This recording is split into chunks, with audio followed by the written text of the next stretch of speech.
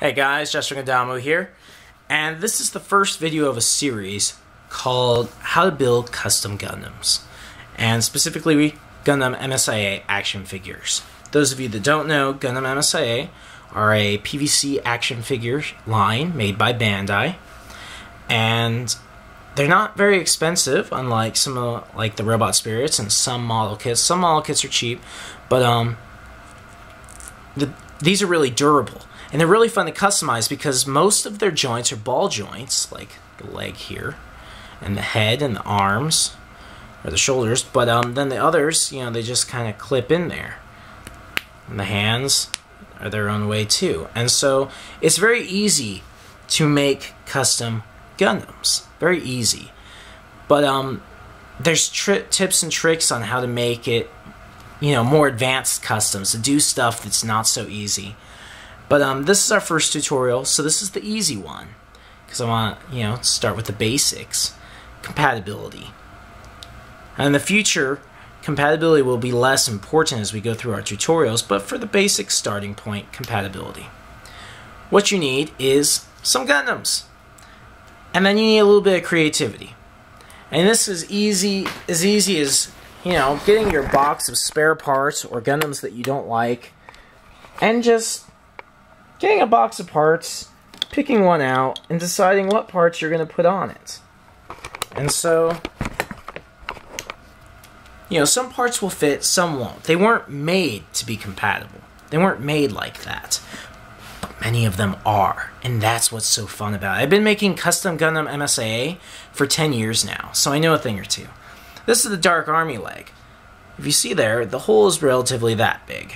The ball joint on this figure is that big. And they fit together.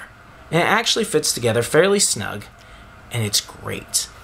And you really don't have to worry about stretching your parts out, because if it's stretched out, let's say you decide you didn't like this custom anymore, and you tried to put this leg on the Dark Army, and it was loose, what you would do would be, you take this part right here, you put it in really, really, really hot water.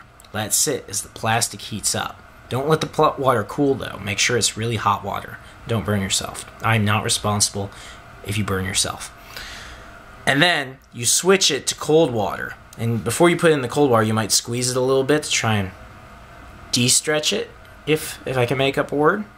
And then you put it under the cold water, and it solidifies that plastic. It's because heat expansion, things like that. But it's really easy to put your parts back to normal should they stretch out. So really, you don't have to worry about that. Things can go back, especially the MSIA. They're very durable.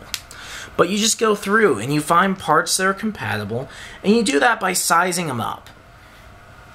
Right here I have a dom leg, upper dom leg. You see the hole there? It's that big. This is the Zommel. They're not the same size. This is small. And so it will not fit. Even if you force it, it's not going to fit. So, compatibility issue, you can't do it. At least not simply. So you just keep going through, you know, in here, your part box, and you look for stuff that is compatible. And maybe you decide you don't even want to work with this one. But that's basically how you make custom Gundams. Step one, really easy, is just you find parts that are compatible. You find parts that fit together. This is a GUF custom arm. I might not like the forearm. So I take it off, and I just start picking different forearms. I just picked a camphor arm at random, and I'm just going to pop it on there and see if it fits. And it does. Now, you'd be surprised, a lot of these Gundam MSIA action figures have a high compatibility rate. I just stuck a left arm on the right arm, but it doesn't matter because I'm showing you just compatibility. Not building anything specific, I just want to show you guys. And the hands even, the hands pop out, and you look for something that has the same size, relatively. And I'm just going to take the Nataku's left arm and put it on there, and it fits. It's a little bit loose, but not too bad. And there's ways to fix that too, but we'll cover those in future tutorials. But compatibility. the easiest way to make a custom Gundam is just to go through your box of parts and find things that are compatible.